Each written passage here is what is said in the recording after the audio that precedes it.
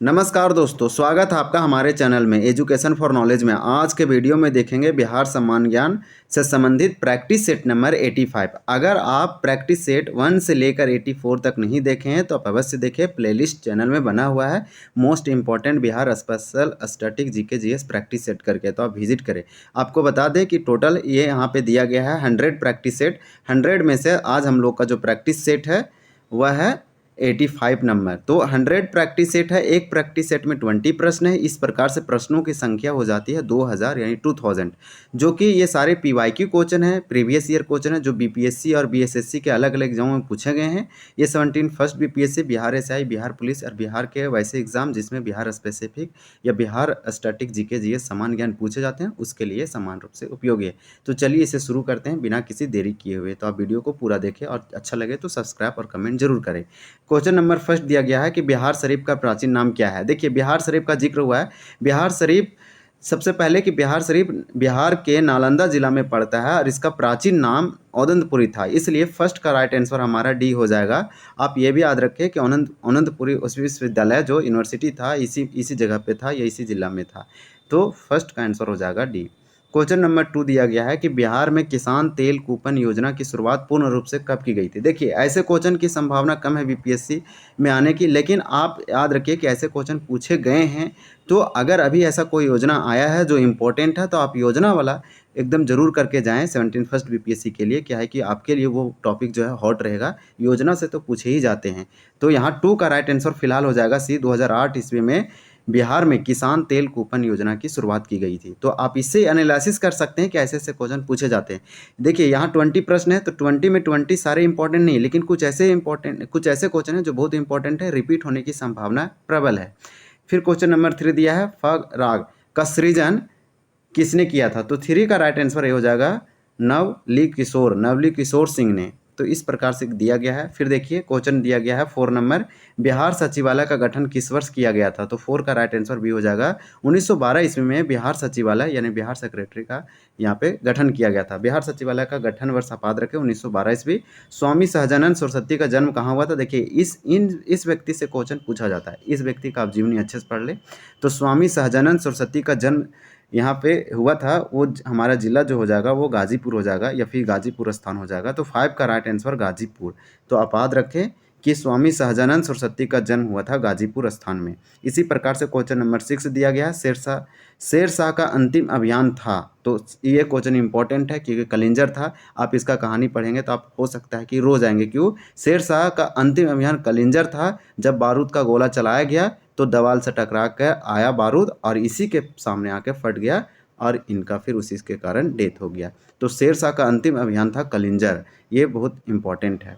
फिर question number 7 है, बिहार में कितने प्रमंडल है। तो 7 का राइट आंसर हो जाएगा डी, यानी 9 है। तो बिहार में टोटल प्रमंडलों की संख्या, डिवीजन की संख्या 9 है। ये क्वेश्चन सिंपल कैटेगरी में आएगा। बिहार में कितने विश्वविद्यालय हैं, कितनी यूनिवर्सिटी है। तो अभी ये क्योंकि अपडेटेड नहीं है तो इसका आंसर जो फिलहाल है उस समय के लिए इसका 12 था। अभी हो सकता है कि यूनिवर्सिटियों की संख्या हो बढ़ घट सकती है। इसी प्रकार से 9 नंबर क्वेश्चन दिया है कि बिहार लोक सेवा आयोग किस वर्ष अस्तित्व में आया। तो बिहार लोक सेवा आयोग दिया गया है, यानी कि बीपीएससी की बात की जा रहा है। तो 9 का आंसर सी हो जाएगा, 1949 में बिहार लोक सेवा आयोग अस्तित्व में आया था। तो इस प्रकार से हमारा 9 क्वेश्चन हुआ। हम देखेंगे क्वेश्चन नंबर 10। क्वेश्चन नंबर 10 दिया गया है और 10 में बताया गया है कि बिहार में कितने प्रखंड हैं। तो 10 का राइट आंसर ये हो जाएगा 534 प्रखंड है। अभी प्रखंडों की संख्या बढ़ी होगी ऑब्वियसली। इसी प्रकार से क्वेश्चन 11 है, काले चमकीले मृदभंड बिहार के किस स्थान से प्राप्त हुए हैं।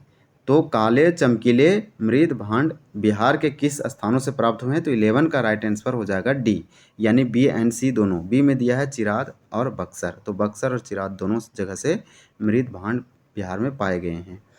फिर शिक्षा दिवस राज्य में कब मनाया जाता है। शिक्षा दिवस बताया जा रहा है तो 12 का राइट आंसर डी हो जाएगा। 11 नवंबर को शिक्षा दिवस राज्य में मनाया जाता है। इसी प्रकार से क्वेश्चन नंबर 13 है, मौर्य वंश के पश्चात किस वंश का राज्य स्थापित हुआ? तो मौर्य वंश के पश्चात किस वंश का राज्य स्थापित हुआ? तो 13 का क्वेश्चन हो जाएगा सी, शुंग वंश का, यानी कि मौर्य वंश के बाद शुंग वंश की स्थापना हुआ था। ये हिस्ट्री से है और ये क्वेश्चन इंपॉर्टेंट है। इसी प्रकार से प्रसिद्ध गुप्तेश्वर शिव मंदिर कहाँ स्थित है? तो प्रसिद्ध जो गुप्तेश्वर मंदिर है वो गुप्तेश्वर शिव मंदिर कहाँ पे स्थित है बिहार में? तो 14 का राइट आंसर ये हो जाएगा, ये कैमूर जिला में है गुप्तेश्वर शिव मंदिर। मंदिर वाला टॉपिक आप कंप्लीट करके जाएं, हिस्ट्री को अच्छा से पढ़ के जाएं।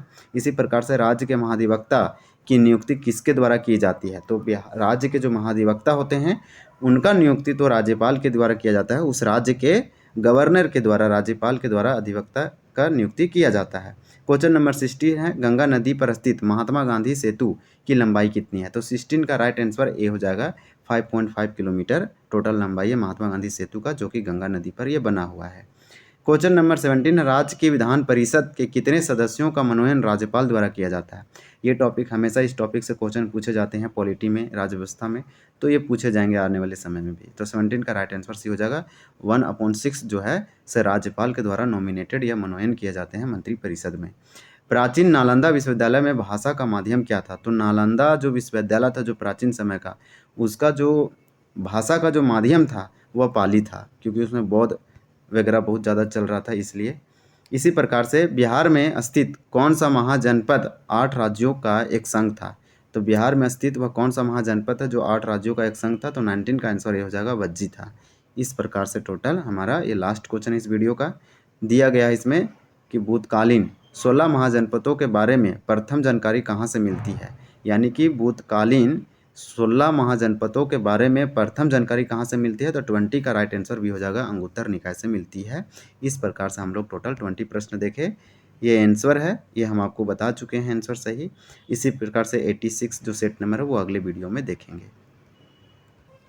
तो ये हमारा आपके लिए कमेंट करना है, यानी क्वेश्चन फॉर यू है, बिहार शरीफ का प्राचीन नाम क्या था और ये किस जिला में पड़ता है? आपको कमेंट करके बताना, ऑप्शन यहाँ पे दिया गया है, तो आप इसका राइट आंसर ज़रूर कमेंट करें और बताएं। इसके बारे में और डिटेल्स आप बता सकते हैं।